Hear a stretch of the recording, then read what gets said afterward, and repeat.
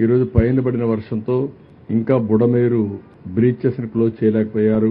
Morning Lokesh గారు, రామానాయుడు అక్కడే ఉన్నారు. వెళ్లి దాన్ని క్లోజ్ చేయడానికి అన్ని విధాల ప్రయత్నం చేస్తున్నారు. రోడ్ అయితే ఫామ్ చేశారు. ఒక బ్రీచ్ కూడా క్లోజ్ చేశారు. ఇంకా 2 బ్రీచెస్ ఉన్నాయి. They are working on that. దాని కింద కూడా ఏమి ఉన్నాయి అవన్నీ వర్క్ చేయడానికి ముందుకు పోతున్నారు. ఇంకొక పక్కన ఎలక్ట్రిసిటీ అయితే ఏ సబ్ స్టేషన్ లో ఏ ట్రాన్స్ఫార్మర్ దగ్గర వాటర్ లేకపోతే అవి ఛార్జ్ చేసుకుంటూ ముందుకెళ్తున్నారు. సాయంత్రానికి చాలా వరకు కొన్ని వస్తాయి. నీళ్లుంటే మాత్రం ఈ షార్ట్ సర్క్యూట్ గాని లేకపోతే ఏదైనా ప్రమాదం ఉంటుందనే ఉద్దేశంతో జాగ్రత్తగా వెళ్తున్నారు. మున్సిపాలిటీ వాటర్ సప్లై కూడా ఒక పక్క ట్యాంకర్స్ 182 ట్యాంకర్లు పనిచేస్తున్నాయి. పెద్ద ఎత్తున వాటర్ కూడా సప్లై చేస్తున్నాం. ఈ 2 సప్లై చేస్తున్నాయి. ఎక్కడికక్కడ మున్సిపల్ వాటర్ సప్లై కూడా ఆపరేట్ చేయడం ప్రారంభించారు. దీనివల్ల 1-2 రోజులు ఆ నీళ్లు వాడడానికి వీలు లేదు. టెస్ట్ చేయాల్సిన అవసరం ఉంది.